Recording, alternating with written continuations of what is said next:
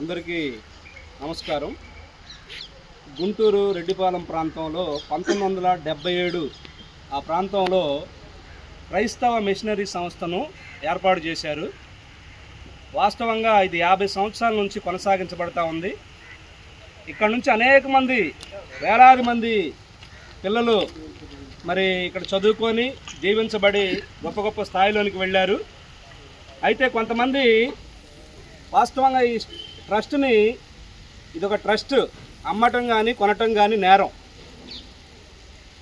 కొంతమంది ఇల్లీగల్గా అన్యాక్రాంతంగా మేమేదో కొన్నామని చెప్పి నైట్కి ఇక్కడికి వచ్చి మరి ఈ మందిరాన్ని, ఇక్కడ దేవాలయం కూడా ఉంది, ఈ దేవాలయం స్కూల్తో పాటు రన్ అవుతూ ఉంది గడిచిన దాదాపు 20 సంవత్సరాల నుంచి. ఎంతోమంది సంఘస్థులు, ఒక 300 మంది విశ్వాసులు ఇక్కడ ఉన్నారు.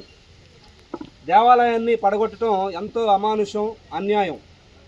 నేను ఈ మీడియా పరంగా అధికారులకి, పాత్రికేయులకు ఏమని తెలియజేస్తున్నానంటే 2 పాయింట్లు నేను రైజ్ చేస్తూ ఉన్నాను. William, come here. 2 పాయింట్లు రైజ్ చేస్తూ ఉన్నాను. మీరు లీగల్గా కొనుక్కున్నట్లయితే పగటిపూట వచ్చి దొరలాగా మీ కార్యక్రమాన్ని కొనసాగించేవాళ్ళు. నిన్న రాత్రికి రాత్రి 3 గంటలకు వచ్చి ఇది కూలగొట్టాల్సిన అంత అవసరం ఏంటి?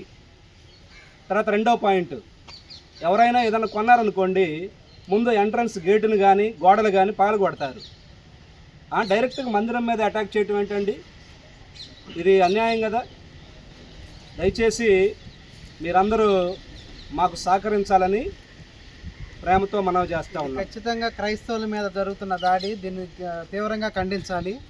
ఇది మేము ఓల్డ్ స్టూడెంట్స్గా మేము ఇక్కడ చదువుకున్నప్పుడు మేము ప్రతి సండే రూపాయి కానుకలేసి కట్టిన ఒక దేవాలయం ఇది. దయచేసి ప్రతి ఒక్క పాతికేయులు కానీ, రాజకీయ నాయకులు కానీ, ముఖ్యంగా చంద్రబాబు నాయుడు గారు కానీ, లోకేష్ గారు కానీ, పవన్ కళ్యాణ్ గారు కానీ, ఎవరైనా సరే మాకు దయచేసి సహాయం చేయండి. మేము ఒక అనాథులం అండి. మాకు తల్లిదండ్రులు లేకపోతే ఒకప్పుడు మాకు ఇక్కడ జీవనాధారం, ఇక్కడే మాకు తిండి లేనప్పుడు పెట్టారు.